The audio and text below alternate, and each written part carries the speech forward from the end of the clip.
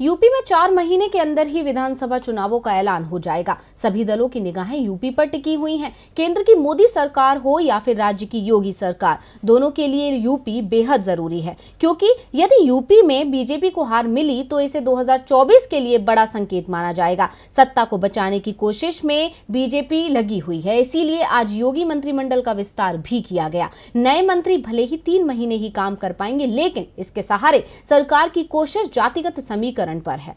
योगी मंत्रिमंडल के विस्तार की खबरें तो 1 साल से आ रही थी, खासतौर पर जब पीएम नरेंद्र मोदी के करीबी नौकरशाह ए.के. शर्मा ने नौकरी छोड़कर राजनीति में आने का ऐलान किया और उन्हें यूपी से विधान परिषद का सदस्य बनाया। उसके बाद लगातार ये दावे किए जा रहे थे कि शर्मा जल्द ही मंत्री बनाए जाएंगे। दावे तो यहाँ तक हुए कि ए.के. शर्मा के नाम को लेकर बीजेपी के केंद्रीय नेतृत्व और सीएम योगी आदित्यनाथ के बीच तल्खियां आ गई हैं। लेकिन अब चुनाव करीब है और यूपी बीजेपी के लिए जरूरी है, इसीलिए ये तल्खियां दूर हो चुकी हैं। इसके बाद आज नए मंत्रियों का शपथ ग्रहण भी हो गया, लेकिन इसमें ए.के. शर्मा का नाम नहीं है। जिन मंत्रियों को योगी मंत्रिमंडल में शामिल किया गया उसमें सबसे प्रमुख नाम है जितिन प्रसाद का, जो 3 महीने पहले ही कांग्रेस छोड़कर बीजेपी में शामिल हुए थे। राज्यपाल आनंदीबेन पटेल ने नए मंत्रियों को राजभवन में आयोजित हुए कार्यक्रम में पद और गोपनीयता की शपथ दिलाई।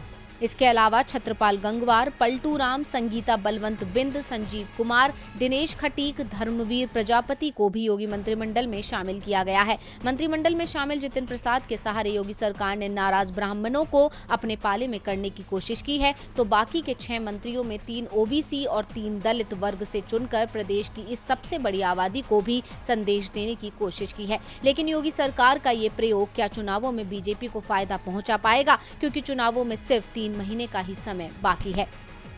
टीवी लाइव की रिपोर्ट।